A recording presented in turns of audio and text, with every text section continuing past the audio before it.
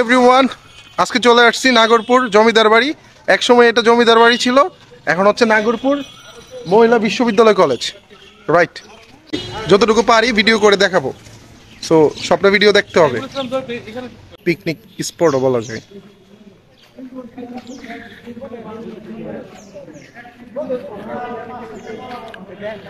So আমার সাথে একটা নাম্বার ওয়ান বাটপার, টাঙ্গাইলের সেরা বাটপার। সে নিজের দাবি করে সেরা সিনেমাটোগ্রাফার 1 নম্বরে, কিন্তু সে হচ্ছে টাঙ্গাইলের 1 নম্বর বাটপার এবং চাপাবাজ। ভাই কথা কিন্তু বিশ্বাস করেন না ভাই, কিন্তু আমার ভালোবাসা। আমি সত্যি কথা বলি, আর রাব হচ্ছে বুদ্ধিজীবী, টাঙ্গাইলের বুদ্ধিজীবীদের তালিকা 1 নম্বর। তোমার নাম কি? ইভান।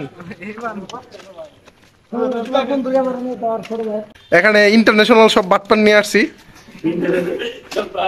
এদিকে রাস্তা অফ। সো ইন্টারন্যাশনাল বাটপার, তুমি কিছু বলবা?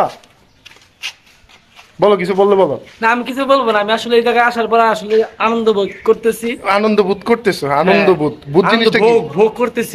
ভোগ, আচ্ছা, আমরা ভাবছি আনন্দ ভোগ করতেছিলাম। আচ্ছা, তো আমার কাছে খুব ভালো লাগছে প্লেসটা।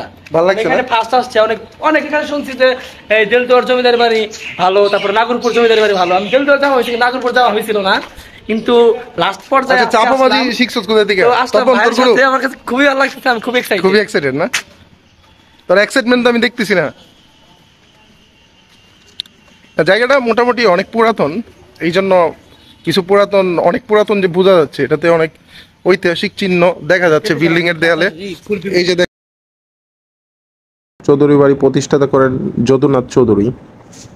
কলকাতার আদলে নাগলপুরকে সাজানো পরিকল্পনা নিয়েছিল।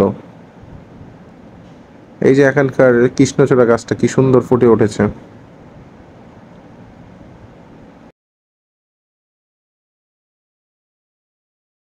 এই যে আমার ছোট ভাইগুলা দুনিয়ার বিভিন্ন বিষয় নিয়ে আলোচনা পর্যালোচনা চলতেছে।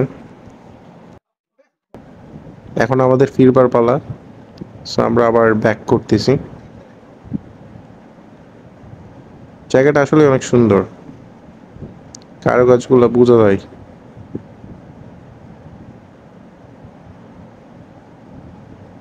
So we are going to back. Thanks for watching.